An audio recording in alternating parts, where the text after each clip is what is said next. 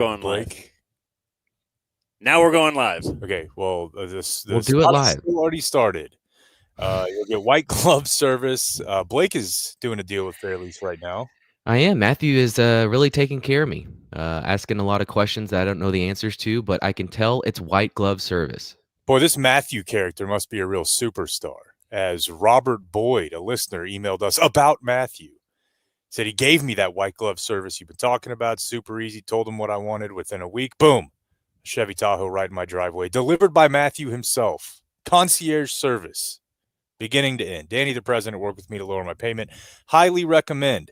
So do what Matthew did. Do what Blake is doing. Go to fairlease.org. And this part's important. Fairlease.org. Click request a quote. And then select the dumb zone on the How Did You Hear About Us page that pops up right there. Fairlease.org. Click request a quote. And then dumb zone on the How Did You Hear About Us? Because it's true. Sorry. You're fine. This is Frankie McDowell, my own TV station live in Sydney, Nova Scotia. Major snowstorm is headed towards Dallas, Texas on Thursday, January 9, 2025. It's going to bring up to 6 to 12 inches of snow or more.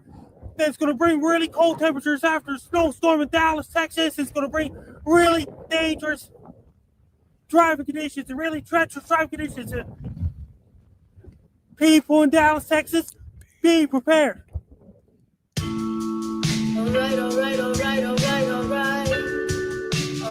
I'm not prepared. What did Pepsi stop cutting the check? What does that mean? I feel like our friends at PepsiCo were getting a mention in all of Frankie Mac's updates once upon a time. And Oh, really? well, yeah, I mean, I'm not saying I actually think they were sponsoring it. It's just weird he randomly stopped. Oh, get your Pepsi. Yeah, okay. I'm not following things. Like I said, I'm not prepared. It's okay. This whole winter thing has me thrown off my great game. I'm Dan I'm McDowell. Jake Kemp. I'm Blake Jones. And together we are the Dumb Zone today, broadcasting live. We are streaming live from our respective locations. Blake is in Wiley. Dan and Jake are high atop my garage. We are in Tarrant County. Where's Wiley? Is that Dallas County? Collin County. Damn. Look at all the counties we're in. Oh, it's two. Jake had the commitment to the show to come over to the house, whereas Blake is like, oh, So no. unfair. I offered to drive over there at the crack ass of dawn. Feels good to be on this side of the table. God. What? Nobody says crack ass of dawn either. I wanted to throw in an unnecessary curse word to show how. Ass crack of dawn, right? Is it? I've heard crack of dawn. Ask your grandpa. I'll bet he said that a few times. No, he's not a cursor. Really? Yeah. There's two things the man doesn't condone. It's swear words and dudes kissing. Yeah, I got really no search results for crack ass of dawn. Not yet. I love how Dan's hat. I didn't do this on purpose. The North Carolina hat, UNC, Unk. Yeah, no, he's so Unk. Hey, Unk. What you got for me today? Who was doing that earlier? Oh, not Joe Davis, the other guy. Adam Amin. Adam Amin. Anyway, it's big snow time for Dallas, the DFW area. You'd rather have this than big fire. That's a great point. Although I usually prefer heat Right, but on their extremes. to cold. Yeah. Yeah, once the heat catches on fire, I think that's the point at which the heat loses the edge over the cold. Yeah, I mean, we're going to talk about it for sure in the news. We can talk about it here. We have obviously, like a lot of people, got friends out there. Jorts is there. Of Quaker City Nighthawks and Son of Stan. I have no idea what that sound is. And yeah, he's like in Burbank, and there are three. If you look at the map, there are three fires like right around him. He may join us tomorrow. Well, I just hope he's okay. Yeah. I want to state that for the record in case somebody was like, man, I wonder if Dan hopes that he's dead. I don't. No, but it's dire enough. I hope that he's not even burned. There's a very big of you. It's dire enough where I think we are in check on your friends territory. Because he's like holding up. Yesterday, talking to our buddy Tom, he was like, yeah, his daughter lives in L.A. and had to evacuate, heading to Anaheim. That was yesterday morning. So Not good. Yeah. What's the deal? Why don't they just get the water out of the ocean? They'd live right next to the ocean. Dude, I haven't listened to the exact quotes, but you know Trump is cooking something like that. Oh, Just get yeah. a long hose and I saw some kind of guy suck on, it to siphon it. Like some guy on Newsmax or one of them, politician, obviously Republican politician, and I didn't even watch it, so they may have been doing him dirty, but honestly, let's be honest, also I could believe it. His solution was like, well, if these trees are catching on fire, just cut down the trees. I don't understand. there It you seems go. like an obvious math problem to me. These are catching on fire. Subtract them. What if we built the house of made it out of fire? Interesting. Yeah. Or Or water. like- What if you made it out of water? What if you made it out of whatever they make cribs out of now that aren't fireproof or that are fireproof? Oh, I have no idea. Mine looks pretty flammable. Oh, does it really? Yeah, it's wood. Or Yeah, just stone. Stone? Can we make everything out of stone? That's That a good could idea. never catch on fire. It's a good idea. Yeah, so Thanks. I was home this morning, and this is a bad look for me. Our house is still in the state of there's a lot to do. It's just not on the inside. So we're past the point where people show up and come through the house every day, but the backyard, the driveway doesn't exist. The backyard it's upended. It's hills and mounds and stuff everywhere. And part of that is like they were replacing the area around the pool because it was super jacked up. So guys will just show up over there. They did it yesterday, and they kind of just stand out there and talk to each other and look at it. At what? Just Look, this ground is messed up. Probably gonna have to take care of that at some point. And that happened yesterday, and then today, as part of the year of Jake, it's not just that I want to exercise regularly. Like I'm back to that. I'm specifically focusing Dan and Blake on mobility. okay. I can't really sit Indian style What? without tremendous amounts of pain. I can't either. And I can't even really do But I like don't a care. I'm just proper gonna- leg cross sit without that kind of hurting, which means I have to slide into the gay sit. I can't do like So you ankle couldn't on like knee. meditate. Where does it hurt? My hips are extremely tight. They always have been. And I do stretch my hips, but I have to do, I think, way more than the average person to have semi-loose hips. And I have to work on them. It's my goal this year. So I was I was in like our new living room area, and I was on the ground, and I was doing my hip exercise. It looked like yoga. And I look up from, downward dog or whatever, and there's just three burly men in Carhartts in my backyard in the snow, dude. It's Looking at you 15 try to degrees outside. Increase your mobility. Yeah, and I'm in there like doing knee touches and like holding my hand over, looking through this window out into the pristine snow. Have I was they like, ever? God, that's tough. You might as well just have a guy behind me while I'm bent over, Yeah, railing railing me, you, yeah. because that's about how bad it looked. It was a tough look. What did you do to prepare for this? Me, I made a timely ass soup. Yesterday? Yeah, that's gonna last us for a couple days. Got a lot of it right here. That was a lot of the concern for this family who eats out every night. Yeah, And I mean eats out every night, if you know what I mean. hell yeah. Love. Why do you think she's so happy? Why do you think she won't leave me? Has that ever happened? What? Like, has there ever been a relationship, let's say a marriage, to really make it high stakes, where the woman just hates it? She's like, he's a loser. He's got this problem and that problem, but God, he eats pussy good. I mean, people do marry and For get looks. together, well, for sexual chemistry. No doubt. I'm not blaming that. And I'm you're narrowing certainly- it down to a very specific act. Because I know dudes Yeah. would be like she does that thing, the oral skills are pristine, and Yeah. that you can overlook a lot. And I think that could go a long way. I don't think it's common, but I think it does happen. What I'm asking is, But does those it skills ever do happen? diminish. Well, they don't necessarily diminish, but they just don't get used a lot. Sure. I mean, sometimes. They don't want to show off. Right. They've put in the work. Yeah. But still, I'm saying the opposite of that. Or the other. Is the there a flip guy side that is does just that so well? good at I don't that. know. I don't think so. It's such a yes, mystery. it has to be. It's just such a I don't know. If we do it for the same reason, there are women out there that reflect men in that category. So yeah, if it happens to us, it happens to them. What I'm saying is, I don't think there are any guys. There may be some who think they are. I don't think there are any guys who are so good at that. Like, for example, there's an entire genre of porn. Remember Heather I. Deep Throat? I saw her image on the Twitter the other day as a meme. This woman, all she did was that, and it was incredible.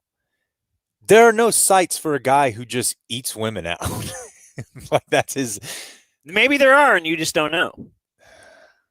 Well, I'm sure there are. I just don't think it's popular. It's not. Should that be in sex ed class?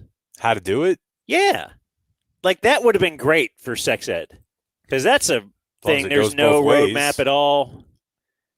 Probably nowadays, I guess, porn is way more accessible than when I was a little kid, so that instruction manuals. At least you have some idea of what's up. Got Sam Kinison. You got Sam. I had Sam Kinison. That was my whole roadmap. You know what that means, Blake? The letters? Yeah, he told you how to do. Okay, that's carried on. I think because of the show. Yeah, I didn't know about it until you. Oh, all right. Boy, and I couldn't wait to get home and try it out. That's all I really did to prepare. I drove over here, which is fun as hell. What do you mean? Slippery? Yeah, I mean, I'm on back roads. I know that's actually worse than freeways, but I take the back roads. I didn't see hardly. I might have seen 2 cars. Now, they were on a 2-lane road, passing me pretty tight. Yeah, being on nerve-wracking. In my neighborhood with just the snow on the ground, it's not bad if nobody's driven on it yet. Yeah, it was fine. It was fun. I spun out a couple times for fun. So I'm at Tom Thumb yesterday. I'm pissed. Yeah. This is giving Powerwall. And I'm like, who are all these idiots who didn't look ahead and plan ahead a little bit? And so I'm in this big, long line with my frozen pizza for my daughter and my beer for my wife. And I can't remember what I got. I got something for myself. I originally went for myself. I got a tampon for me. And, thinking, okay, now we're not going to probably order out food tomorrow, so we need to stock up for a couple of days here. And, so I'm mad at all these other people because they should have had the foresight. That's me. This was the last. I got a lot going on. It was Business Wednesday. We had like 4 or 5 calls yesterday. Had to go to the gym. Now here I am, and yes, so I'm mad at the public because they shouldn't be there. Everybody else should have known ahead of time. Do you think they're open today on my way home? Probably, right? I think they are. Yeah. Yeah. We went. It's very important with kids, but it's easy because you buy like the same 6 things over and over. So we just buy a lot of those, it's not difficult. Yesterday. Okay. I was just gonna say, quite the Business Wednesday. I had a business power lunch with Mike Soroy. Whoa. Well, it was his power breakfast, right? Well, it was noon, but of course I ate breakfast. Okay. I ate an omelet.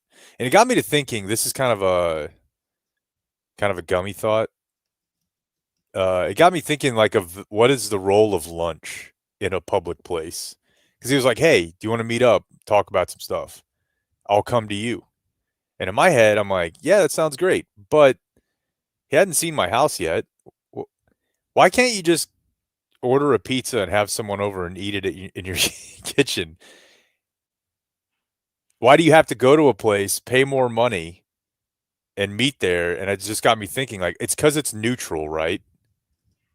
If you want to have a conversation, people want to have it at a neutral place. And also, if there are other people around you talking, you're more likely to have a conversation. I just started breaking it down in my head of like, why are we actually, I could get us a pizza for $15. We could eat it at my house. You'd see the house. We don't have to pay a waiter. Get whatever drink you want. But everybody's like, I'll meet you at lunch.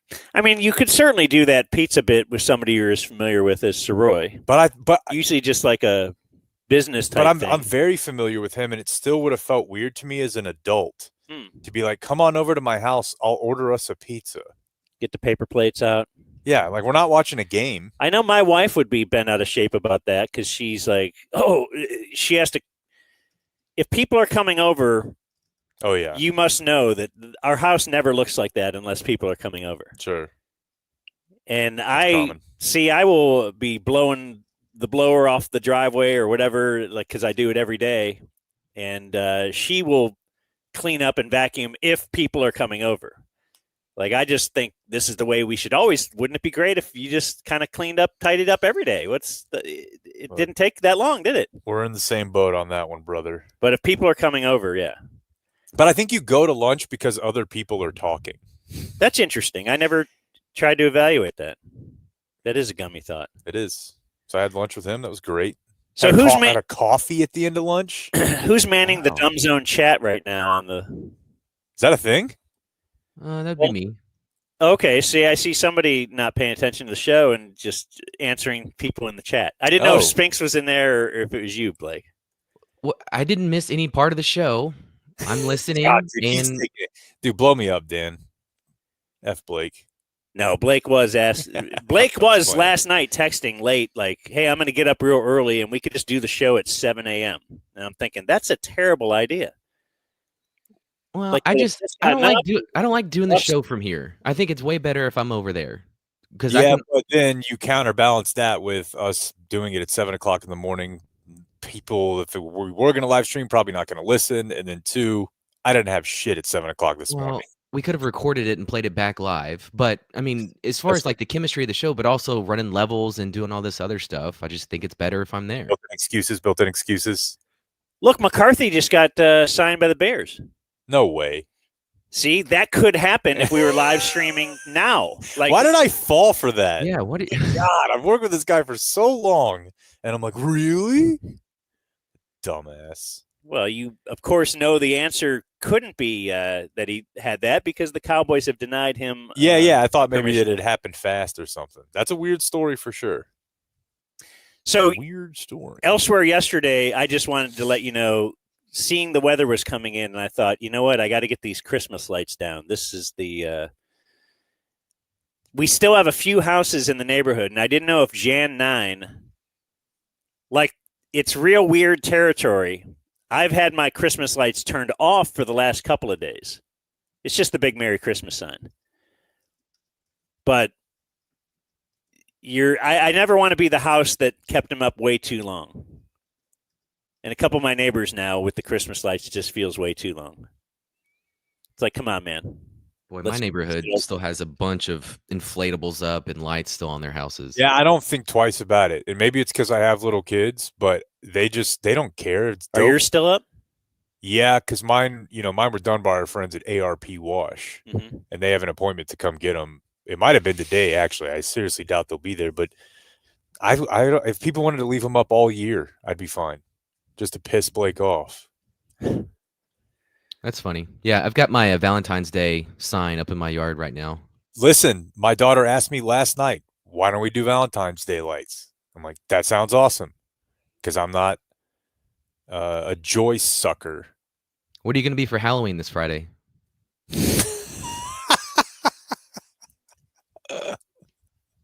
Speaking of this weather, it is a great thing that I had the guys at Community Mechanical come over here. Have they been over your place yet? No, that is coming very soon. Okay. Once everything's done, they're going to come over and be like, did they do a good job with this? They're our HVAC company. Vocational. Yep. No, I don't know. What is it? Ventilation. Ventilation. Yeah. Well, I just know it's heating and air conditioning, and then other stuff. Ventilation apparently is important because they helped me. They found something. They just kind of did the once over, the check that they'll do, maintenance, preventative maintenance, and they saw like a what is it called? A duct. Let's see. Your exhaust duct from your furnace was disconnected, basically dumping carbon monoxide into your attic, which could be deadly. So they discovered that, repatched that up. But it's not just preventative maintenance. They will come to your house and get you set for this big winter, So we got one cold spell coming now. They're expecting more.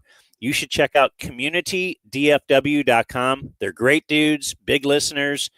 469-667-7290. Just set them up to come out, just to give you a once-over, preventative maintenance. But if you need anything, Community Mechanical, they are the guys to get a hold of. So tell them you heard about them here on the Dumb Zone, whether it's changing out an old system, making sure all the rooms are cooling and heating properly, whatever. They're going to help you. I know it wouldn't work for something online, but is it possible that we could talk clients into a deal where people don't say, I heard about it on the Dumb Zone, but they sort of cryptically say, like, Terry told me to call? Interesting. But the receptionist or whoever's taking the info was like, oh, shit, Terry. Okay. We need something more that stands out more than Terry, I think. Yeah. This genius idea just came to me. Like Steve. Sure. Anyway. So what do we got early here? But you know what? We have big, giant, what do we call the mail thing that we're doing? I can't recall. Big giant mailbag thingy. Fossil inclement thing. Mm-hmm. Our Thursday mailbag. And it's not in the mailbag, but somebody had emailed and said, hey, did you guys do an MBR for December? Dude, I was thinking about this last night. No. We didn't do one for December? Like as December ended, you wrap up. You review. I got it. That's what the R is. Yep. It stands for ventilation. Tomorrow? We can do it tomorrow. Okay. I think Blake is beaten. I hear it in his voice. He doesn't want to do it. It's a lot of work. It's fun, though. No, hey, you should moderate the chat, but you should have had an MBR. You should have been over here, even when you offered. You should have driven through the snow, actually, to be here right now. Boy. Yeah, pretty testy. Didn't know it was testy. I didn't know it was that time of the month for you, Blake. Sorry, man. I won't have fun with you Second week of the month, you know that. Yeah, I should. Yeah, the Mavs won their last game. That was fun. I don't know how much Mavs you guys kept up with over the break, but time sucked really bad. They make me sad right now. Yeah. So Luke is already hurt. Yeah, it was Christmas Day, and they were already down a bit to Minnesota, but we know how the NBA is, and we know how the Mavs are. They could have won that game, but after he left, so did the air in the building, and they got clowned. But then the next game, Nurk decided he wanted to test Najee Marshall, and you know what? Here's my editorial. I hate it's kind of like the blood on the blood in a penalty in hockey. The league looking at, hey, I opened my palm and shoved your face really hard to I closed my fist and swung it at you. That makes no difference to me. If it's the head, it's not about whether it was open. Because, dude, I mean, there's a whole league of it. You can slap somebody and knock them out. It should be if you're going at somebody's head, just like a targeting call. You know what I mean? It shouldn't make – so he got suspended I know part of it was that he got suspended for continuing the fight in the tunnel, which that part I can't really defend. But having a guy who's like, F this, I'll stand up for myself even if it costs me a couple games. I like it. I think I think that pays dividends and has impacts in the other areas on the team.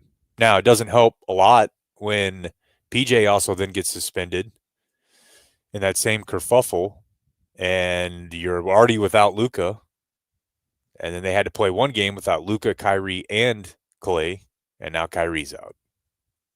How long's Kyrie out? It'll be a couple weeks at least.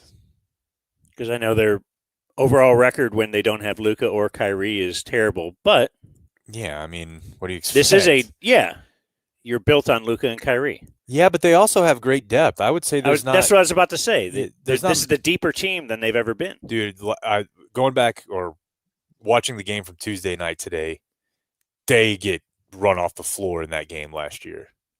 They didn't have Gafford either. Now you got Dinwiddie, you got Jaden Hardy playing. Klay Thompson closed out the first half on a 9-0 run by himself, and that's what Klay Thompson can do. It was a close game, and he just went 3 stop, 3 stop, 3 stop, and then Dinwiddie had a dunk to end the first half, so 11-0 run. They're trading buckets in the third quarter, and then Hardy goes on hits 3 straight threes or 4 straight threes on his own. Now, you're going to have that, but then you have Grimes, you have Marshall, PJ can score.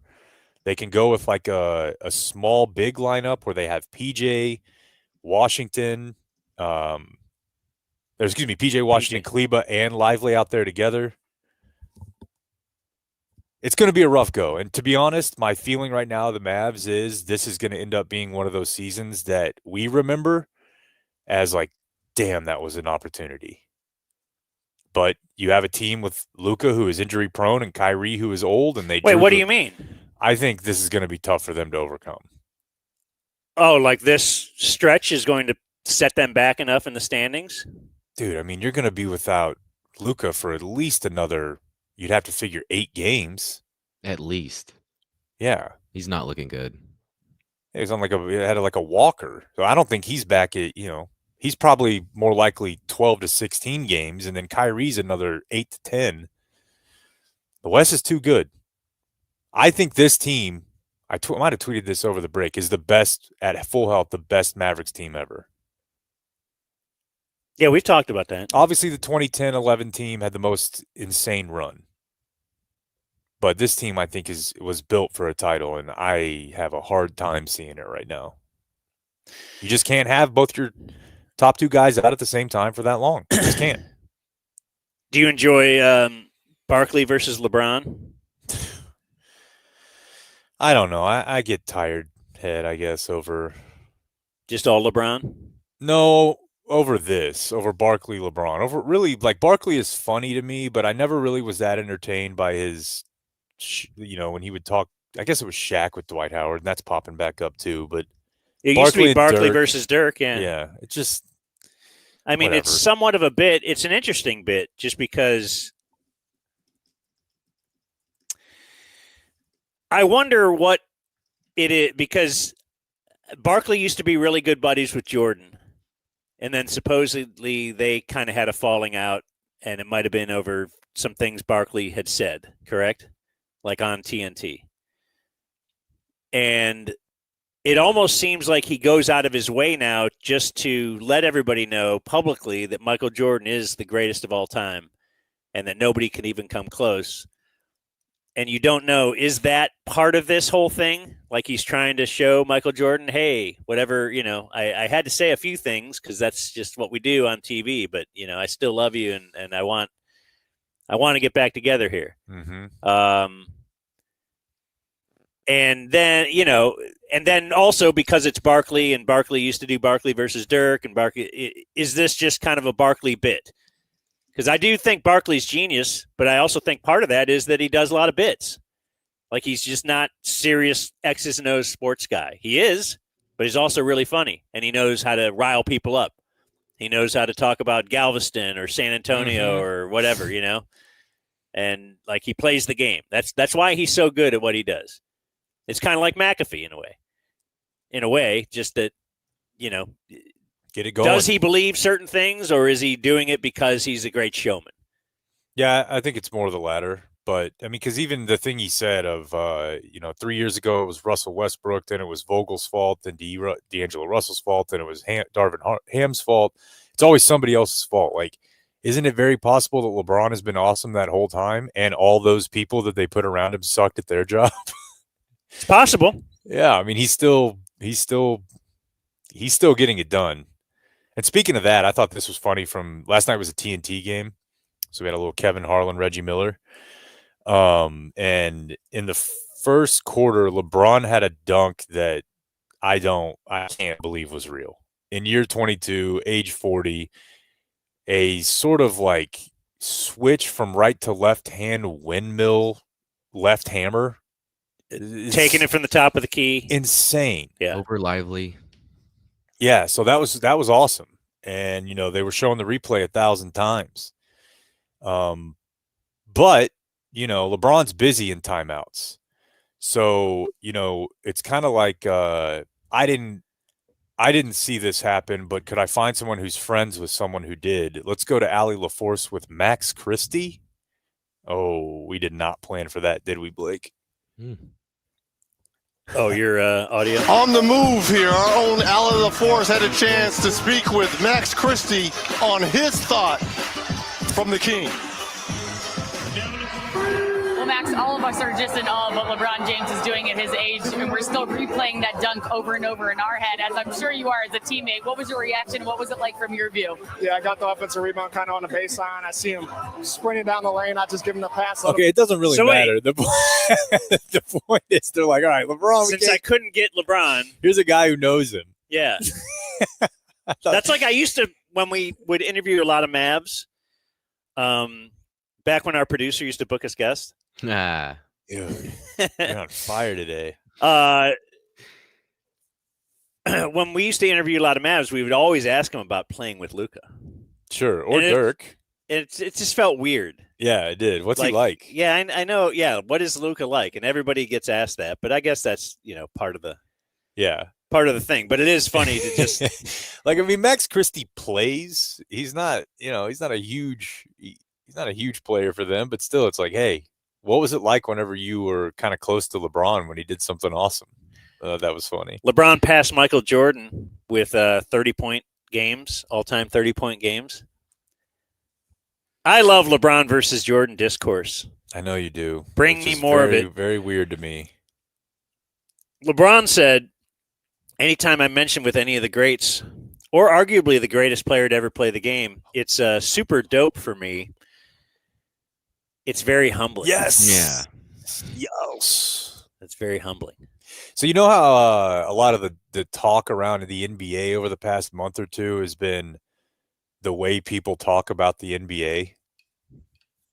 And JJ Redick. They're too critical. That's why the ratings are going down. Which, by the way, I kept up with that over the holidays. Bring the league up. Yeah. Once you factored in the Christmas Day games, which did huge numbers, even with the NFL on. Now, a big part of that was you had LeBron versus Steph. When you factor in the Christmas Day games, the ratings are now almost exactly where they were. Like, you didn't know that this huge payment was coming to your account when you projected the budget. So, anyways, but you didn't know that. Yeah, like you've been up against the NFL. Yeah, throughout the first part of the season. Yeah, and so that's a big deal. Followell's gone on about it on Twitter, like, hey, this is my perspective on this. I don't know that I really ever noticed it, that people down the league when they're talking about it. And then this happened last night, and I thought, that's kind of what they mean. So this is a Laker team that traded D'Angelo Russell to Brooklyn. Boy, look at that scratch there on Lively's face. Lively's got like a scar from Come Lion on, we King. need more of that stuff. 4.5 to go. Davis at the line.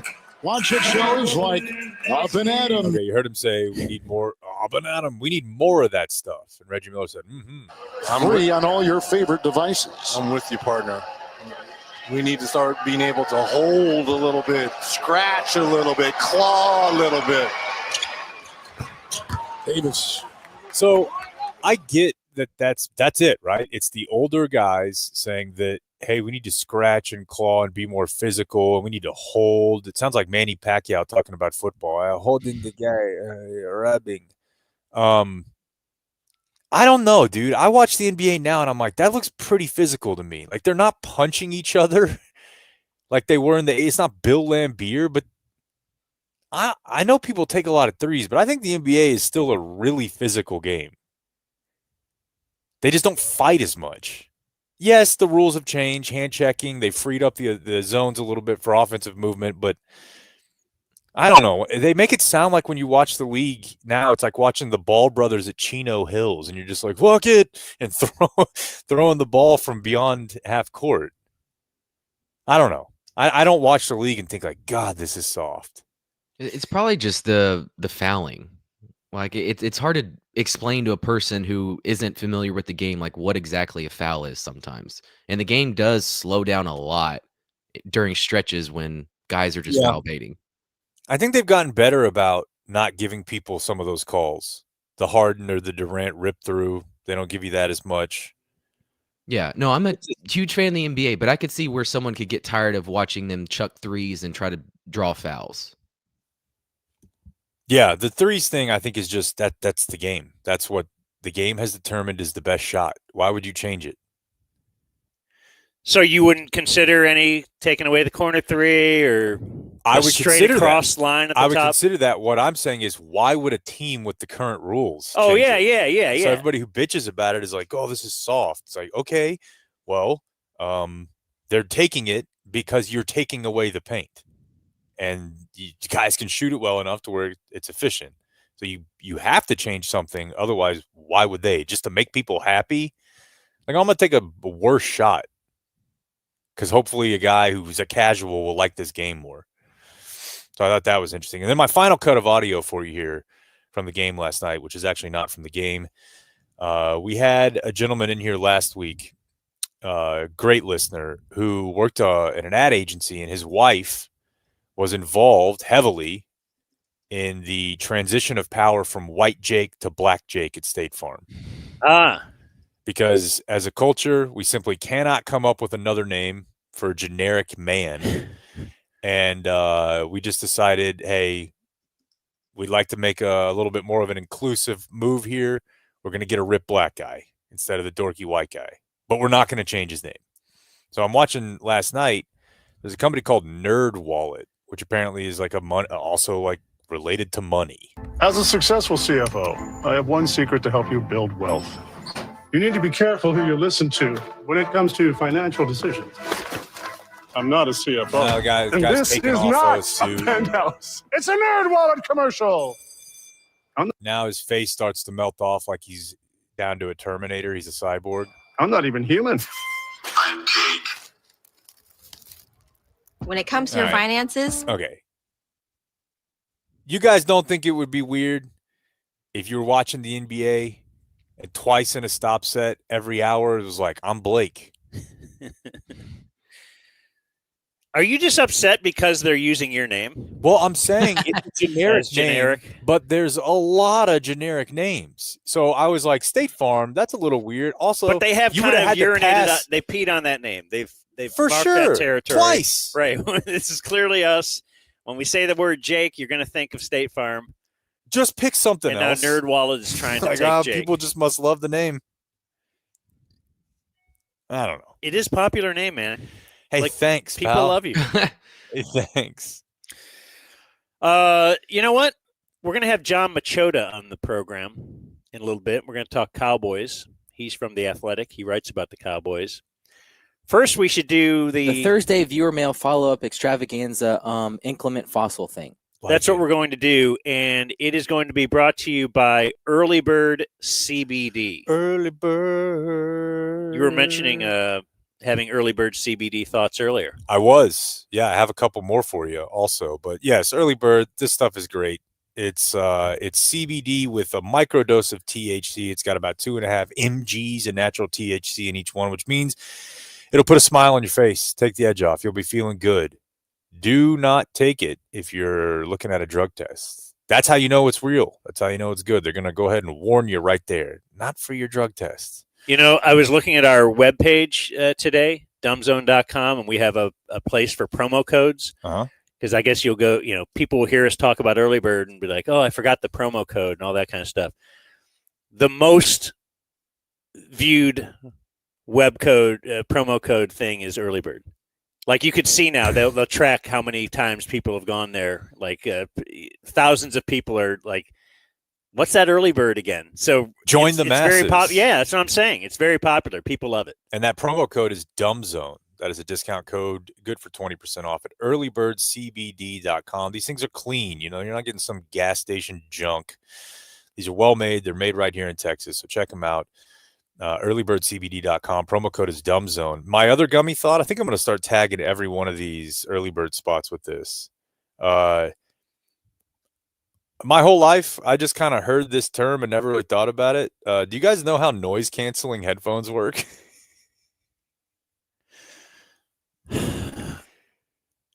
No, not at all. Because I used to think part of it was this big thing covering your ear. Yeah. And then now you can get the noise canceling AirPods. Yeah. I'm like, wait. So it must emit some kind of a hazy thing or whatever. So I'm sure everyone knows this except us, as evidenced by the word canceling right there in the product label. But there's a microphone that is picking up ambient sound waves and flipping them, thereby producing a sound that is coming into your ears that is the opposite exact from like the wave. It is the exact flip of that somehow. And so that's why it cancels out. Really? Yeah. Blake, you didn't know that? No, I didn't. Technical guy? I also didn't know Early Bird has a watermelon flavor. That's really, really cool. It was all part of the spot. Okay. Anyways, I was trying to give a little something. So you're saying you have some early bird, and all of a sudden you're thinking about your. Why am I going to headphones? lunch? How do these headphones work? Fun stuff. Now you don't have to just email me. Oh, I got a bunch. We all have emails. I'm just saying Uncle Hotmail's in the title here, but it's ridiculous. Oh, I thought that was demanded, but I'm a humble guy. This one kind of is directed towards you from Michael. Bracket Dan, my daughter was born a month early. I'm sitting here holding this perfect 3-pounder in the as I write this. Let's see. Rate her name. Please ask Jake to rate her name. Okay, let's go 1 to 5. Annie June Marks. 5. Like good? Yeah. That's a great A name right there. We're going to call her Padre. AJ for short. I also love that. You love that? Yeah. Okay, interesting. Nora's middle name is June. Okay. But Annie's a cool name. Well, he was preparing for the Versatile. worst. Michael Marks was. And he wanted me to tell you this after. What he's tagged it with a threat? Well, no. He said, tell him the name first, and then tell Jake that he thought you were going to say dog shit name. Mm-hmm. She's named in honor of my late mom who died on Mother's Day after a brief battle with Lou Gehrig's disease. Please don't share this until after Jake has assessed the name. Okay, well, how about we make everybody happy here with your daughter has a beautiful, awesome name, but as far as your mom, doesn't sound like it was much of a battle. Like Lou Gehrig destroyed her. It seems like a rout.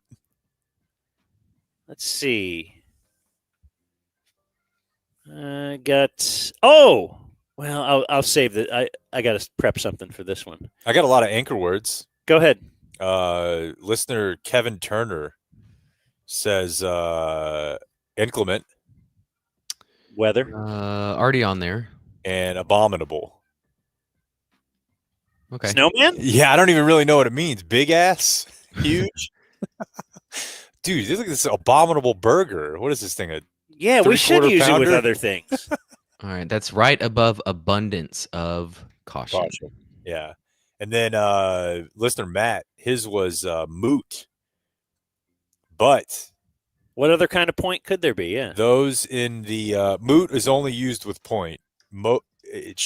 That's the common perception. But if you are in the old pre-law or poli-sci game, you know about moot court, where you do a fake trial. Okay, somehow I didn't know about that. Moot. We didn't do a moot court. We didn't do a moot court. when we did the Did thing. you call it mock trial? Because those are very similar, No. but somehow different. When we went to court. Oh, okay. Well, I guess we never got to trial part. Right. All right. That's between much maligned and misappropriate funds. Good stuff. Thank you, KT and Matt. We're doing video, but this will work for audio too. So Trevor Williams, I don't know if you remember this guy, but he was going to get married. And he says, will you send me the acoustic or piano version of the I Never Listened Dumb Zone intro? He says, I want to walk down the aisle to it at my wedding on New Year's Eve. Trevor Williams. And then he sent us a...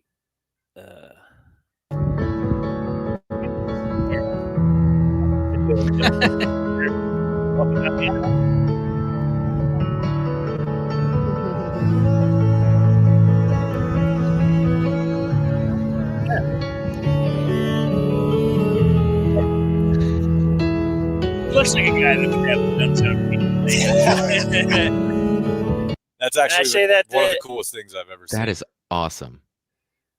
You got a real one there when it comes to the bride. Although it could be a groom. It doesn't really. That's true. He never sent. That's why he didn't send He the cut whole it off video. right before his mate started. It'd probably be an easier sell if it's a dude. Yeah, dude. Just imagine how great it is. Bro. What's for dinner? Do you we have say any? it on 3. 1, 2, 3. Steak. Do we have any just real cool bro gay listener? I know we have a couple gay dudes will at least point out that, hey, I'm gay and I listen and all this, but are there dudes that look like that? 2 dudes, and they just love watching sports together. They don't do what stereotypically you might think gay people are not into sports or whatever. Right. Yeah, but it's just 2 dudes or guys like us, but they just happen to have some sex together and stuff. Yeah, I think a lot of times you'll get like a 1-on-1 where there's a guy who's into sports or and then but how often are there 2 just dudes being dudes, bros being bros? Because you get guy and lady who both love Disney, and then they get married and they go to Disney together. Sure. Hey, scuba diving. You can get guy and lady who both love sports. Right. Can you get 2 bros that both love sports? And not just like, hey, we like going to a game, we like the jerseys. But they look like Bears fans type guys. Exactly. Yeah. Or they just, Bears fans start making out. I'll even say from my hypothetical, just like it's 2 me or yous. It's me and you. How don't you think that if they wanted to, they love sports, by the way, that they would have a dominant 2-on-2 game at any park? Like they just show up. They know where each other are. They know where each other want the ball. Yeah. They know each other's cuts and picks. Like the chemistry's got to be insane in the 2-man game when you're sucking the other dude's cock. It's got to be. Until you run into twins. Oh, dude. I don't know. Wait, so twins that are also having sex? No, I'm saying the 2 gay dudes playing twins, that's their competition. That'd have to be. And they may be closer. I mean, that's like saying then doubles tennis, you should be great with your wife. And oftentimes that turns into a big argument. So I don't know that. I'm not familiar with that. But yeah, I mean, but I think the argument part of it is that you had a woman in there. I'm just talking about 2 guys. Don't argue. Just 2 guys vibing. Yeah, being on your wife's team on anything is not a good idea. No. You want your bro. You finish each other's sentences, orgasms, and bounce passes. Day 2, DF number 1472, Eric wrote about having to pass a drug test. You can probably take the wedding video off. Oh, sorry. Unpresent. Pass a drug test, okay? I guess I'll just do everything, Blake. I don't. Go ahead. I had no control over here. I can't help you. Oh, I thought you could remove that. No, I'm just a guest today. Monday, you guys were joking about Jake's kid passing his drug test. Like I was saying, maybe you can have little Carter pee in a cup for you. Mm-hmm. He said, this happened to me 13 years ago. I hope you tell this on the air for the Thursday grab bag so I can finally come clean to my mom since I don't have the stones to do it myself. When I was 17, I was at the height of my high school stoner career. My mom was the DEA in yoga pants. She had all but caught me red-handed. She calls me on my way home from work, or her way home from work. It veers into a showdown about my weed use. I became aggressive and doubled down on my innocence. She tells me she's going to stop and get a drug test at the pharmacy, and I'll take it immediately. When I fail, she will take me to rehab for weed, and she will sell the car. The call ended. I knew I had 20 minutes before my life was over. Panic ensued for a moment, followed by an epiphany. My 8-year-old brother. Hell yeah. He's 13. Okay. I walk into his room. I speak to him in a soft, pathetic. I think he was 17. Oh, yeah. Okay. 13 years ago, he was 17. Yeah. Okay.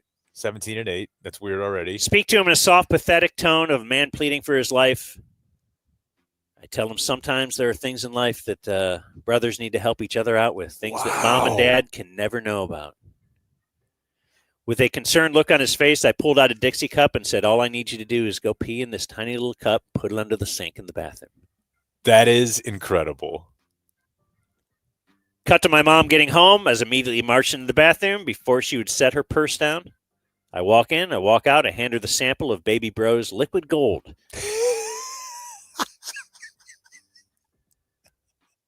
A few minutes go by, I see her holding the test strip up to the lights to make sure she's reading it correctly. She starts mumbling about how she might have done the test wrong. She's rifling through the instructions like she missed a step installing IKEA furniture. I not only dodged that bullet, I caught it, I signed it, I mailed it back with a thank you note. This guy rules. Her face was a mix of confusion, frustration, and existential crisis. She was not relieved by the negative results. She was purely broken. Those results hit her harder than any lecture she'd ever given me while I was exonerated, and I lived to smoke another day. Yeah, man. What a baller. Stay dumb and legalize it. Again, day 2, Eric, he says, here's a bonus picture of me and Matt Dallas meeting in the wild. He somehow met Matt. Yeah, I hope him and his brother are super tight now. I guess he's what, like 21? That's incredible. That's good big brother stuff right there. Yeah. Like, look, dude, you're going to have to be down.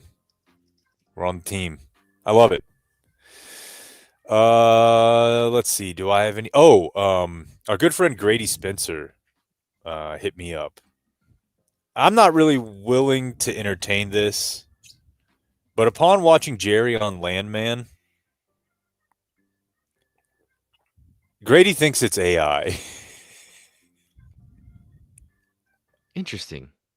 He said if you look at it really closely, and I don't know that it's AI necessarily, but he said there's a very similar look to what they did with the movie The Irishman. Do you remember the big hubbub about that? Like when they tried to make De Niro and Pacino look, or at least De Niro look way younger, and it was obvious. Yeah. Like it was still him moving, but somehow they did something to his body where it looked kind of robotic. Like he was kicking a guy and it looked terrible. So also, Grady Spencer there. And he signed that with also, why did the passport not burn in the Cybertruck, Blake? That's a great question. People were wondering. Uncle Slitsmacker, I'm a high school teacher. I heard you reference the Pledge of Allegiance.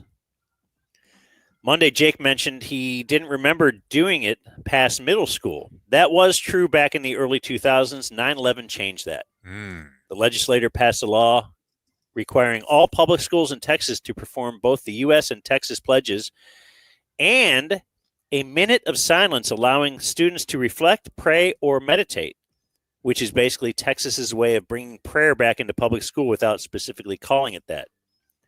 Also in 2007, the legislature added the words "under God" to the Texas pledge, doubling down on the "we're Christian in Texas, damn it" attitude. Thanks, Rick Perry. Students can opt out with a parent note, which I guess covers their ass on Supreme Court rulings on First Amendment rights, etc. So there you go, from D.F. Cullen. Day 1. That's a great name, too. Cullen. Mm-hmm. As long as you don't, kill your mistress. I'm unfamiliar with what you're saying there. Oh, we've talked about Cullen Davis before. Cullen Davis. Fort Worth. Rich guy? Yeah, it's a big, it's a part of Fort Worth lore. He got off. Although pretty much everybody thought that he did it. He was the rich guy in town in the 70s. I think it was 70s. Everybody thought he did it. And I remember one time I was at a wedding, and it was my cousin's wedding. My grandpa was there. My grandpa was really good friends. My grandma and grandpa were really good friends with another couple in Fort Worth, and they would go out together all the time, and big swinging dancers, in the 70s in Fort Worth. And the guy, the male, was a cop, Fort Worth cop forever. And somehow my wife started talking about Cullen Davis because we had just watched a documentary on it. And I already knew in my head, I'm like, they definitely knew him. This is going to be weird. Because she's like, God, I can't believe he got away with it. And the friend, old man cop, was like, I don't know if he did it or not, but we've known Cullen a long time, and he's always been great to us. And I'm like, yeah, well, so he didn't kill you. Like, we've been to his house. We had a great time. He's a great dude. To us, to me and Jeannie. Yeah. I'm like, well, yeah, but, Deshaun Watson is never happy baby to you. Yeah, he's been a perfect gentleman. All right, let's talk Cowboys in a minute. The Dumb Zone is now their zone.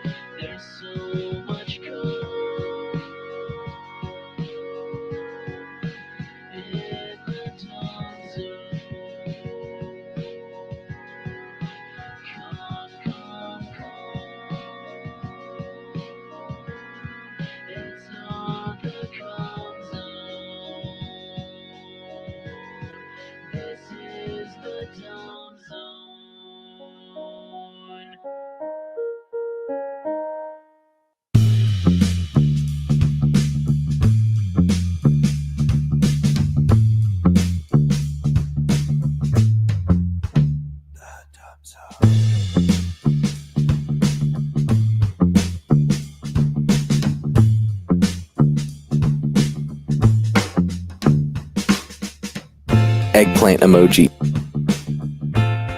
Sup, sexy? You like freaky S? Now, I want you to know I'm not like gay or anything.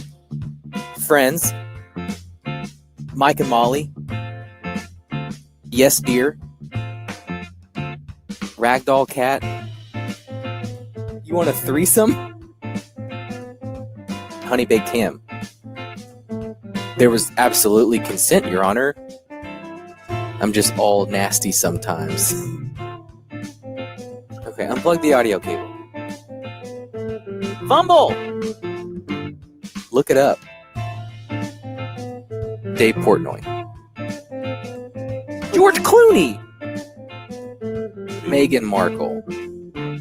Mark Zuckerberg. Are those awards regular season awards? She told me she was a fertile myrtle. Nailed it. Oh, wow. I was in Shreveport last night for the Independence Bowl.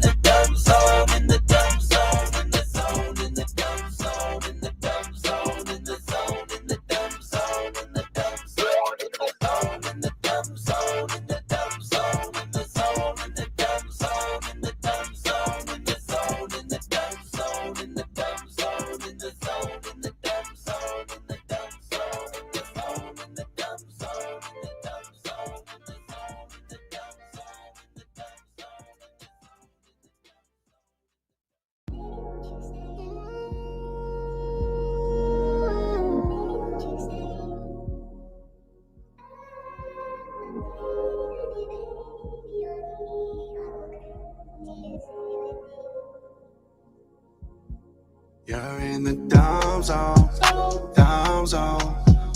This is the dumb zone, dumb zone. This is the dumb zone, dumb zone.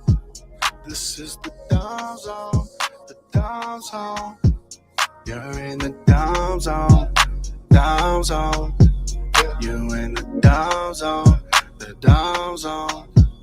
This is the dumb zone, dumb zone. It's in the dumb zone, dumb zone. It used to be 1 to 3 on the cumulus. It used to be. Jesus. Zone, down zone, down zone, down zone, down zone, down zone. It's the down zone, down zone, down zone, down zone. This is the down zone, down zone. This is the down zone. This is the down zone. Listen to the down zone, down zone.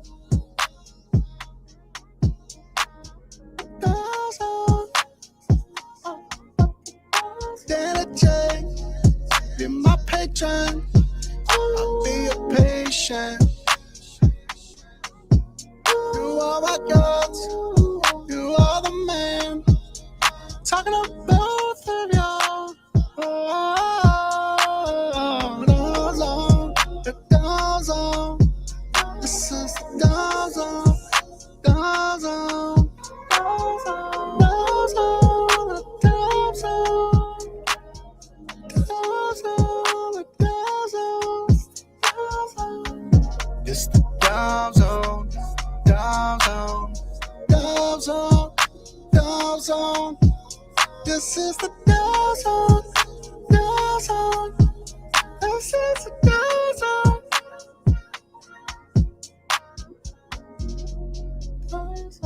Listen to the dumb zone. It's time to freaking listen to the dumb zone. Doesn't really matter what the time zone. It's time for the dumb zone. Time for that dumb zone. Doesn't really matter what the time zone. Time to freaking listen to the dumb zone. Doesn't really matter what the time zone. As long as you just listen to the dumb zone.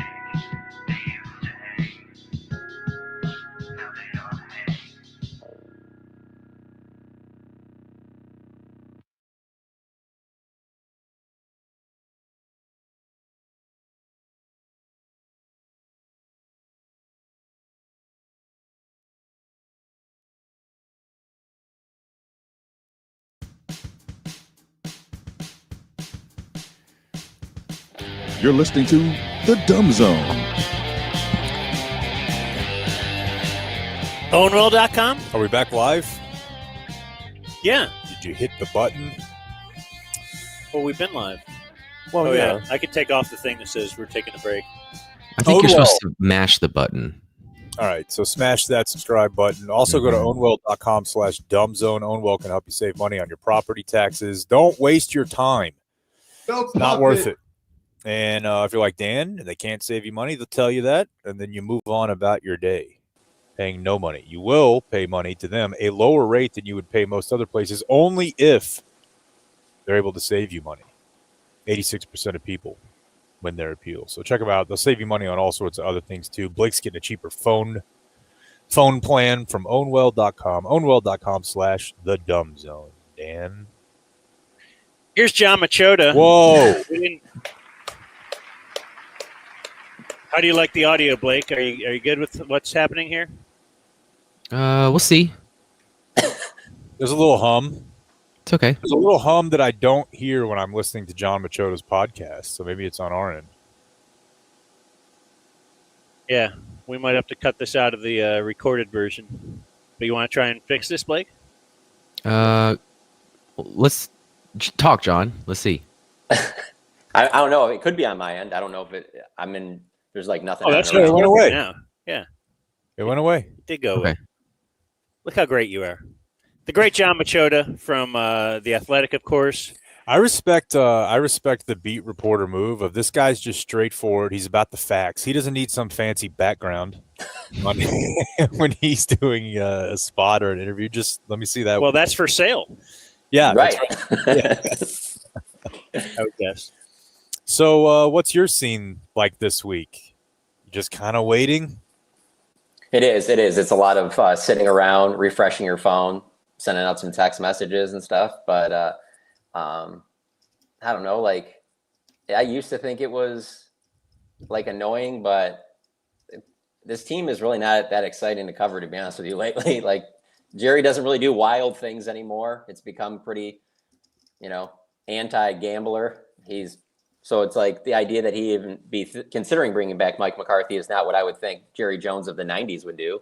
But Jerry Jones the last 10 years, that seems like it lines up with, even though he might drag out contracts with CD and Dak, and he'll do the same probably with Micah Parsons. He ends up signing all the guys, but it just like they don't do really anything outside the box anymore that really, where it really stuns you. And so I don't know. I just figured when the season was coming to an end that it was going to dragged out for an extra week with Jason Garrett. Why would this be any different? Yeah, it's weird. I mean, mentioning Jerry of the 90s, I feel like the embarrassment at the hands of the Packers would have been, that's the nail in the coffin. So the fact that it didn't happen then, we should have known there was a chance that they were looking to keep going with him. I'm trying to think of the last thing he did like that. Well, Amari is somewhat. Amari Cooper? Yeah, outside the box. Yeah, I guess he was trying for that with, like, Trey Lance. Yeah. Like, hey, I made that trade. No one else, I didn't consult with anyone. I just knew it was going to be great. Yeah. And then, I go all the way back to the 90s of I wasn't covering the team, obviously, then I was a kid, but just reading the backstories on it was pretty risky to trade for Charles Haley with just the dysfunction and things that were going on with the way his behavior and stuff in San Francisco, which was obviously a really successful organization. To take him on, like, that was a big risk. You could make even a case that, let's say, maybe even signing Greg Hardy, or obviously there was the Roy Williams trades and Joey Galloway signing T.O. and stuff like that. I mean, heck, by today's standards, you could say signing Brandon Carr in free agency, and that's over a decade ago, would be. But lately, they don't really do stuff like that. Like, they're not like that. And that's why it's just so funny that this Netflix documentary is coming out and it's called The Gambler, because it's like, well, this is clearly about the 90s then, right? So when is that set to debut?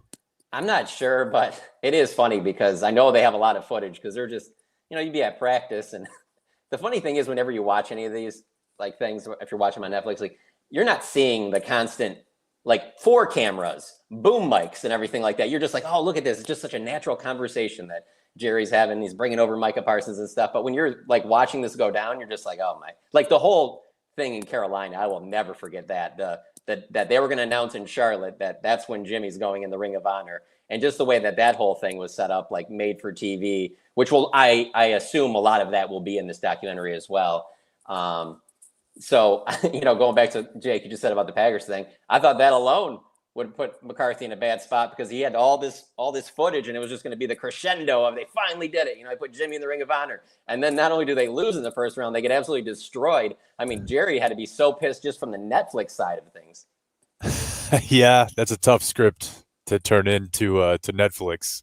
We're going to get trounced here by a team that we're favored by a touchdown against, or whatever the number was.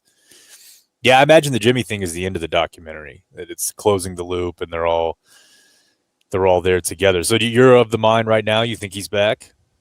I do. I mean, it's not like, I'm not saying I'm like 90% sure. I would probably say I'm 60-40 that he's back. But it is a little surprising because I thought for sure coming off that Packers loss to have this season like this, and now Jerry did him no favors in the offseason. I'm not trying to say that, but the way the season started and the way they were just getting their doors blown off at home, I thought that was like the beginning of the end. But the one thing I keep going back to is that not only is there a lot of local media covers the Cowboys, but there's such a huge national brand. A lot of national reporters break stories throughout things all the time. And for this entire time, we've seen this train going off the tracks. There has not been one other name leaked out of, if this comes available, Jerry really likes this guy. I mean, we had heard that ad nauseum about Sean Payton for several years. And because there was never that guy this entire season, and then the fact that a lot of the coaches that were available in this cycle are the same people he could have had last year. So if he's in love with anybody, if you're in love with a coach, you're not going to go, we'll wait till next. He'll be around next. Bill Belichick, Ben Johnson, Mike Vrabel. Could have had them all last offseason if you really thought, heck, you could have Jim Harbaugh. So there's nobody really in this cycle that makes you think, oh, well, he's definitely going to do that. And then when you don't hear any names floated out, everything just leads you back to, oh, he's going to try and work out something with McCarthy. The only time that the one that really made me think was right after the game, though. Mike McCarthy was standing like by the locker room doors, like hugging all the coaches and stuff as they came in. I'd never seen him do that before. So there's just been a lot of things that have happened over the last few weeks, which had me kind of leaning one way or the other of, man, well, maybe he's not back, and the way Mike had talked and been a little bit more reflective in his last week than I expected him to be. So, but I'd still say, yeah, probably 60-40, he's back. So let's think about when they moved on from Garrett, because it feels similar in the waiting and these, This Matthew character. So why did they move on from Garrett? Was it because they kind of looked around and all of a sudden fell in love with Mike McCarthy? Well, it was because Jason couldn't win consistently in the playoffs. And so then they were like, well, that was the whole selling thing with McCarthy, is that he's been to the playoffs. He's been to multiple NFC championships games. He's been to a Super Bowl that was in our building and he won it. And so because of all of that, that was the reason that he wanted to hire an established coach like Mike McCarthy. But if you look at Garrett's last 5 years compared to McCarthy's 5 years with the team, obviously McCarthy has more wins, but they both only have one playoff win. So that too, if you take yourself back to 2020, when you're at that press conference, if you would have told Jerry, hey, you're only going to get one playoff win in these next 5 years, and then you're going to also have a loss that you can make the argument it's the worst loss in Cowboys history. I just can't believe that he'd be like, no, we'll do another 3 to 5 years with Mike right when that contract's over. So, no, I guess my point though is that, wasn't there some question that maybe they'll bring Garrett back? I understand he didn't win enough and he found McCarthy, but you're saying, did they move on from Garrett because McCarthy was available? Yeah, which goes to what you're saying. There's no guy that they're in love with. There's no Sean Payton hanging out there. If there was a guy, I do kind of think Jerry would like to move on, but it doesn't seem like he'd like to move on with, like you said, a Ben Johnson where I don't know anything about this guy. I don't know his dad.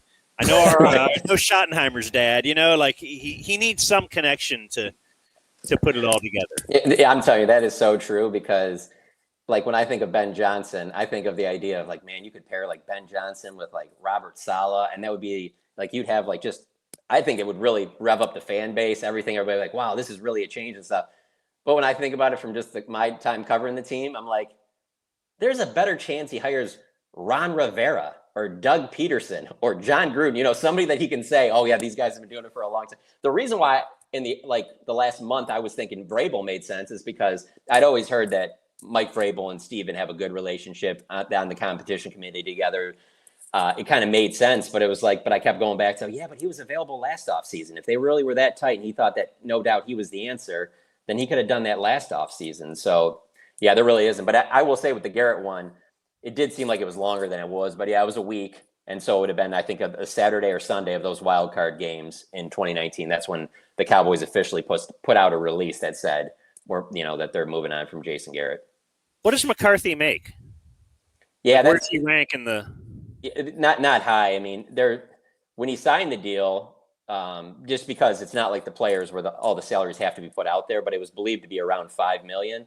But now there's been reports lately that it's been 6 to 8 somewhere there. But even then, that's not close to being at the top where like the Andy Reids and other people are like that. And that's another thing that factors in too. When you talk about a Ben Johnson or some of these younger guys that might be wanting more stability and more money, Jerry's never been that way. He's the one that, said he had 500 coaches that could win with that team in the 90s. And that was back when he had Jimmy Johnson. So he's never been the guy that really wants to be a big spender on a coaching staff. I really don't think he values coaches as much as a lot of other organizations do. Well, I'm asking too, because didn't Mike McCarthy just recently get a new agent? And he did, yeah. Trying to get himself up in the, hey, I'm top whatever all-time wins. How am I not even, in the top 10 of paid coaches in the NFL today? Yeah, and that's probably part of these negotiations that are going on right now. But yeah, he changed agents from Trace Armstrong to Don Yee. Don Yee had been Tom Brady's agent for a long time. He changed to him in the offseason. So Don Yee was out at some of the training camp practices and things like that. So I'm sure that Mike. So Dan, from your perspective, Mike has that as his bargaining chip. That hey, I deserve to be paid more, and that's fine. But then Jerry on his side has probably got, but we didn't win at the level that I was expecting to win at. So let's calm down on pay raises and that. And let's work more on this level of this is where I want it to be. And it wouldn't surprise me if Jerry also has other concessions like I want, this coach, or I want to make this change here. And even after the game, it was thrown out to him. Well, what about the possibility of keeping Mike, but having a new play caller? And Jerry wouldn't even rule that out. And that's the type of thing I could see being like them being completely agreed on everything and it coming down to something like, oh yeah, by the way, Jerry's like, I want to have an offensive play caller that's not you. And that could be the deal that breaks it. And then Mike goes his own way. Cause Mike has said that he regrets doing the Kellen Moore thing. He wishes he would have called the offense from day one. So I don't see him being cool with Jerry going out and wanting to get a new offensive coordinator. It's interesting you bring up that they don't pay that highly for coaches, and something that I know you know very well. I know a little bit, but I don't think the average fan really fully wraps their head around. It's coming to the fore more now because you had like Joey from Cowboys Twitter had that thread about cash spending, that whole bit. But Jane Slater had a series of tweets the other day about talking to a couple of players who remained anonymous about their time there, whether they want Mike back, etc. And that was all pretty generic stuff. But I did find her reporting about, I'll just read it. The player also added that one of the things that would help Mike McCarthy is extra help in the weight room and training room. I asked him to elaborate. More help. Like more bodies. Most places got so many hands on deck to cater to guys. Britt Brown's awesome. He cares a lot, but he's only got a couple guys to do it. Same with Harold Nash. So basically this player is saying, and I think this has actually shown up on those NFLPA report cards. I don't think the average fan, be it Cowboy fan or NFL fan, understands how cheap this team is. Yeah. They really are. They don't spend a lot of money on things that there's no salary cap on.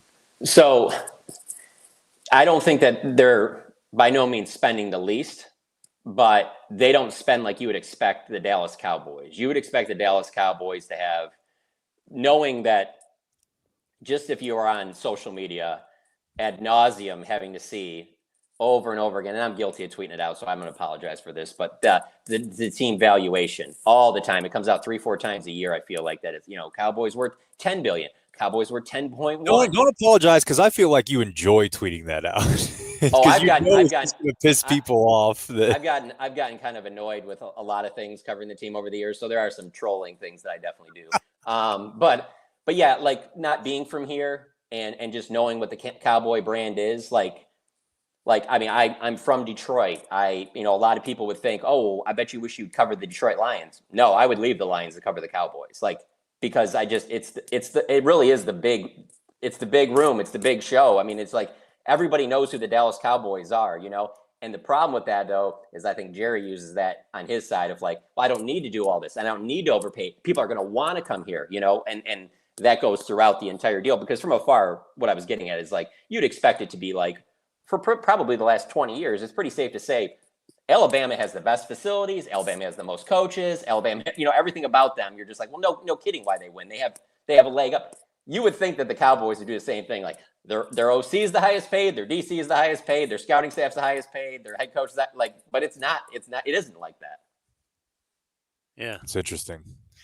I think the Micah negotiations will be interesting, based on the way all these other negotiations have gone, and based on what Micah is publicly saying now, which is very odd coming from Micah, who has been hyper aware of what everybody in the NFL makes. It could be a little good cop, bad cop. And I say that it sounds good for Micah to say all that stuff. But if you're Micah Parsons, why would you believe you taking a little bit less is going to lead to them really being more aggressive in free agency? They've never shown you that. And then the bad cop would have to be his agent. And David Mulugeta is one of the top agents in sports. Like David Mulugeta is not going to sit there and go, yeah, Jerry, get some other guys around Micah. We're going to take a deal here. David Mulugeta is going to want to get Micah Parsons to be the highest paid defensive player in the history of the NFL. And to be honest with you, he should. That's his job. But it's funny that Micah says all this stuff, but Micah will not be the last person that talks to Jerry. David Mulugeta will be the one that works out this deal. David Mulugeta is the one that got that monster deal for Deshaun Watson, fully guaranteed. I mean, David Mulugeta, it's very much like Dak and Todd France. Like, these are not guys that are, that are going to come in here and be like, no, you want to stay with the Cowboys. Let's make sure we get this thing done. Let's keep you in Dallas for a long time. That'll help your brand. Like, yeah, that's part of it, but you're also going to pay him well. So, it is interesting that he has been saying all the right things, though, about how he wants them to keep Osa and Chauncey Golston and guys like that, and that he doesn't need to get the $40 million, and he doesn't have to be the highest paid defensive player and all that. But I think when it's all said and done, he ultimately probably will be. Well, and, the way this is usually played out is it's the agent becomes the bad cop, but then also Steven. Yeah. Not Jerry. Like, Jerry might come in at the last second and be like, all right, I met with DeMarcus Lawrence, and then we got this deal done. Like, it was all the agent and Steven were holding this thing up. We just need to get in a room and be men. Yeah. Love that. Of course you'd want, if you're Jerry, isn't it? Of course you'd want that. The best thing that you have is how successful you are as a businessman. Like, what are the odds that, yes, there could potentially be a very, very business savvy player that's out there, but what are the odds? Like, how many of those are there really that you're just not going to completely destroy in a face-to-face negotiation? What were you thinking when Jerry, you were in the post-game thing around Jerry, correct? Yeah. I would imagine that's like your main goal after a game. When he's commenting on how getting contracts done early doesn't really matter. So I don't think that makes a ton of sense for most organizations. And it's pretty obvious the Cowboys are pretty dysfunctional. The issue I have with this, and it's not just off this year, just seeing it for several years, and Jerry says it all the time, and I'm pretty sure he even said it in that 40-minute scrum as well, is that, he has this high tolerance for ambiguity. Well, that doesn't mean everybody else does. That doesn't mean that that's everybody else works great under pressure like that, and that brings out the best. So Jerry can sit there, and he could have said last year at this time, yeah, we're signing Dak. We know he's probably going to get $60 million, whatever. But let's just drag it out because it'll be a storyline all the way. We'll do it right before the season starts. I'm not saying he did that, but you can see Jerry Jones doing that, where, for example, counterpoint would be a team like you've seen from the Detroit Lions have gotten most of these guys signed already so that you don't have to deal with all of those. Yeah, so-and-so's not going to be at camp because he's, going to do the holdout, but he should be there for week 1 and stuff like that. You just want to get that stuff away. You don't want to have to deal with all those distractions, where Jerry welcomes that. But the problem that I think that you get into with that is that he's so experienced in that, and that's fine if he does. But then why do you think everybody else is fine with that? They have to deal with drama and stuff. Like, why not get all the pieces in together and have a smooth off season and just go into the season like not having to have a bunch of drama? But Jerry loves the drama. He can't help himself. Yeah, if you recall, Mike McCarthy might have been during the bye week when he reflected a little bit, was like, I'd prefer to have everyone here in April or May, because even if you look at guys like Kendricks or some of the other guys that they ended up signing that have played big snaps, they weren't here until August because they didn't really have any cap room because they weren't freeing anything up by signing CD and Dak. So McCarthy's kind of said, like, in Green Bay, we pretty much had the whole team, like, coming out of the draft, basically. And that's just not the way that they've done it. Speaking of Detroit, and of course you being from there, what's this like? Amazing. I mean, it's not, you don't expect it. That's for sure. I never thought I'd ever see a time like this in my life. Like, I mean, I love the NFL for its parity, and you always feel like, hey, a team could get hot or something like that, but never thinking that like they could become like one of the best teams in the league and like one that does multiple things right. There was always a time when, you could get Barry Sanders right or Calvin Johnson right, but then you had to juxtapose that with Matt Millen or Matt Patricia. So it's like it never really, you never really hit your expectations. But yeah, just the way that they're run now, it just is complete 180. It's stunning. And I'm just, one of the other reasons I'm happy that it's happening too is because I'm not a hockey fan at all. And so I've always been very annoyed by being called Hockey Town, because I'm always just like, well, yeah, that's because it's the only team that was winning. Like, believe me, like if the Tigers are winning, it completely surpasses the Detroit Red Wings. I mean, I don't know. Do you guys know Detroit? Like, how many, do you really think that it's a hockey city? Like, yeah, the suburbs of Detroit are hockey town. Do you think people in Detroit really are just obsessed with stick and puck? I mean, let's be serious here. Good point. I've never really considered. It always has annoyed me because I'm just like, if this team ever got good that plays football, it's a football town. And so, aside from them winning the Super Bowl, my most prideful moment is certainly the draft because it was a big told you so for everybody. I was like, I'm telling you, I told you if the team was ever decent. I mean, that the people that showed up for the draft was insane. Like, that was, I couldn't believe, like, I thought it would be a good turnout, but I did not think it would be like that. And then obviously all you have to do is have account for StubHub or SeatGeek and just look at the comparisons and ticket prices and how expensive it is to, to go to one of their games, one of their playoff games compared to like some of these other, I mean, you can get into AFC Championship game for probably a couple $100 if it's in Kansas City. You're not going to get in Ford Field if they have the NFC Championship game for under $1,000. An underreported part of it too, just from a narrative side of things, is getting up off the mat after Stafford went and won a Super Bowl. Like, that had to be, you mentioned Barry Sanders, Calvin Johnson, but Stafford is a guy. He's the guy you drafted him to be. And then he just goes in the first year, he's like, oh yeah, he just won the Super Bowl. And I remember seeing, all like the malls in Detroit were selling Matt Stafford Rams jerseys. It's like, yeah, you pull for your guy, but you're also like, fuck, really? Yeah, that's all we had to do. They've been so bad for so long that you did find yourself rooting for him just because of the fact that you're like, you were almost like, that's so awesome. He was able to get out of here and have success. Like, good for him. Because they wouldn't allow Barry to go anywhere else, and they wouldn't allow Calvin to go anywhere else. So they were like, well, we're going to retire then. So it was, the other thing is too, is that's another one of those things where it was a big sports debate in Detroit where, well, he's not part of the solution either. He's been here this entire time. What has he done? And so for people like myself who are like, I'm telling you right now, you want him to be, he's one of the top quarterbacks in the league. It did feel good to see him go somewhere else and like not take even 4 or 5 seasons, like to do it right away. It was like, I told you the guy's good, man. Like, I don't understand why you guys think he's the problem here, So, yeah, but yeah, nobody would have thought that they would have got Goff and turned it into what they did. That was crazy. Yeah. Romo North, weren't we? We would compare Romo and Stafford a lot. Phillip Rivers was AFC Romo, and Stafford to me was Romo North. Yeah, can't win the big one until he can. Yeah, that's a crazy story. And then sending him away. I guess it's kind of like DeMarcus Ware. Everybody here thought, oh, that's great. He finally got to win his Super Bowl. Would have been nice here, but you knew it was never going to happen here.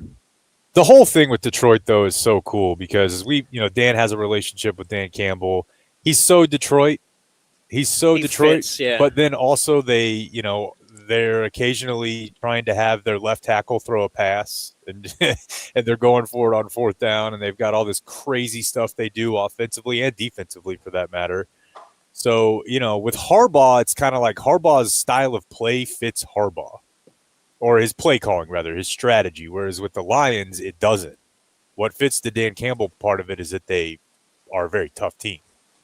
And then it also, it's, I don't know, just so easy to buy into a lot of things he says just because of his appearance. Yeah. Like, there's a lot of things he does and says that, let's be honest, if it's Matt LaFleur in Green Bay, you're like, okay, Matt, calm down. You're not doing any of this. Like with him, you're like, I don't know. He might actually go over there and try and fight somebody right now. Like he's kind of crazy. The one thing I'll say about him though is it was hard to buy in right away because of the fact that it is Detroit, it is a laughing stock, and for him to come out swinging with the kneecap stuff right off of Patricia, it was hard to buy in that like nobody else really wanted him as the head coach, but the Lions are going to be the smartest one in the room, and then he's going to have this press conference. Like it was a little bit, but then when the way you saw them play, you were like, all right, well, whatever.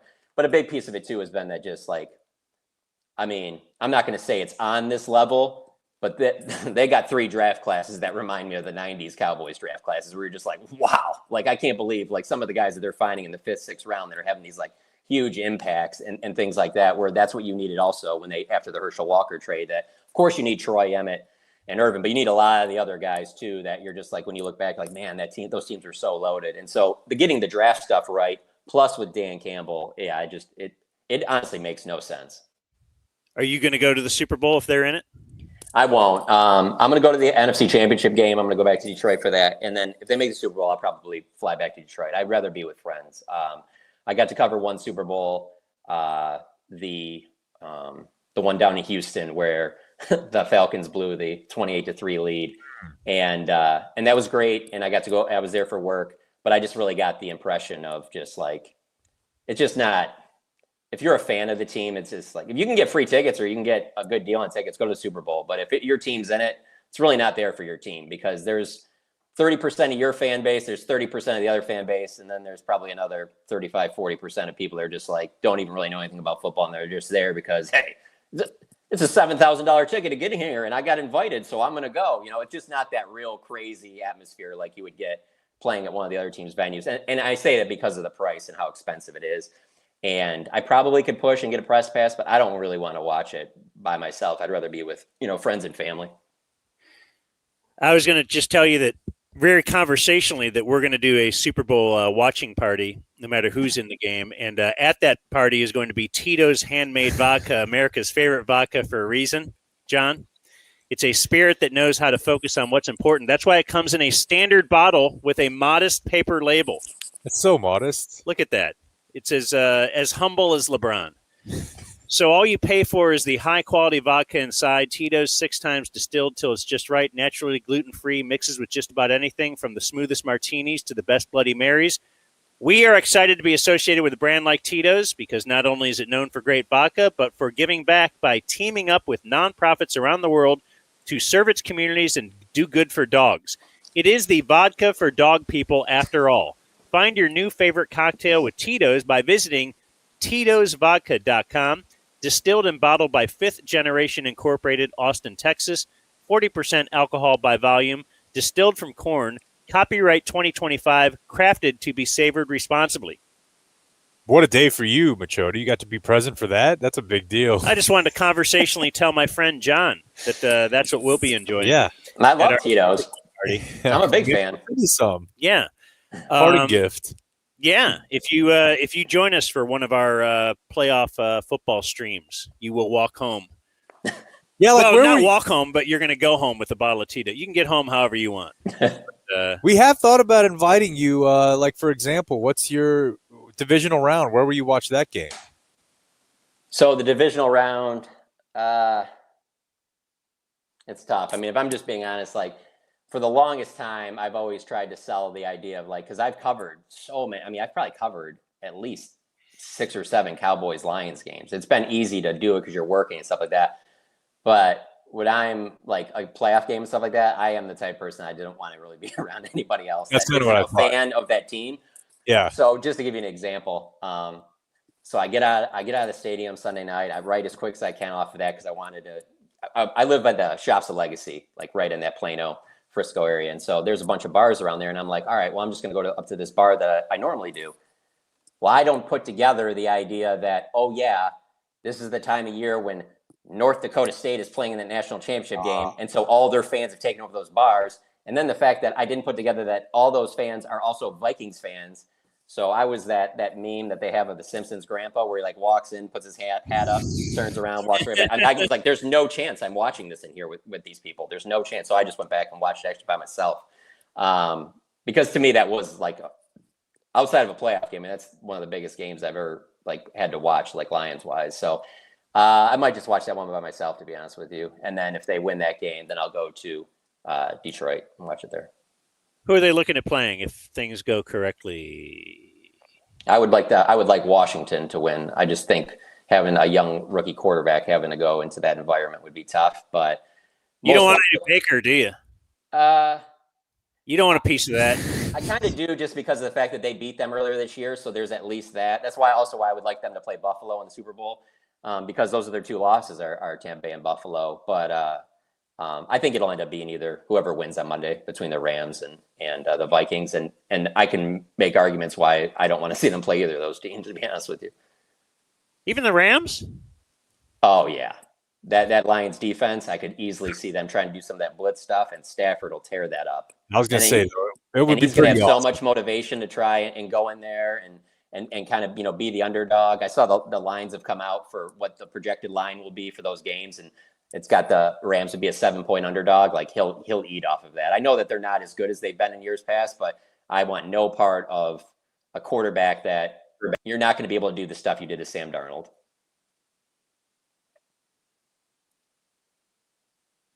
Did you lose? Am I out?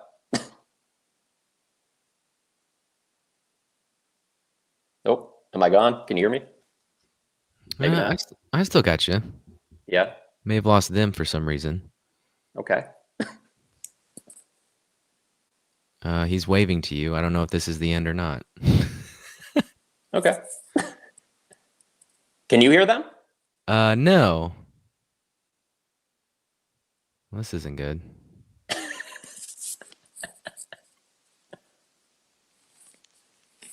Are you with them are you at your place? No, I'm at home. I didn't feel like driving through the snow. So are they in the same place together? Yeah, they are. They're at Dan's house? Yeah, getting a call. Hold on. Okay.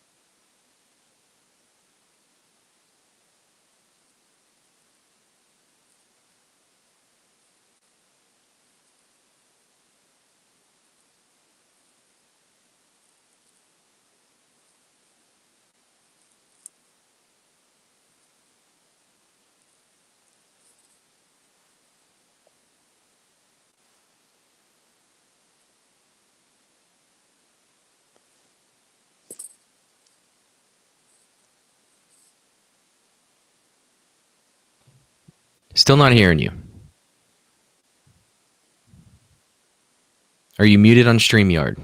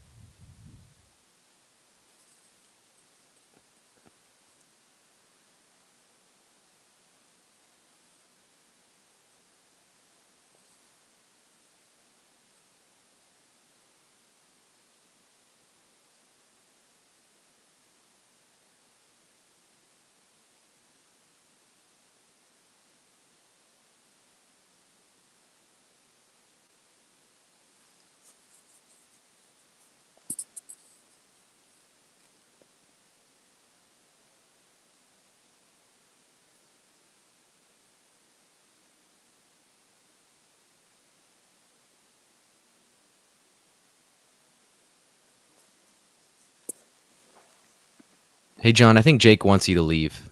Oh, okay. No, still can't hear you. Here. Who's the Cowboys defensive coordinator next year, John?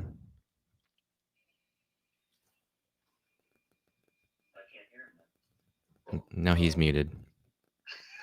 Oh, there he went. Okay.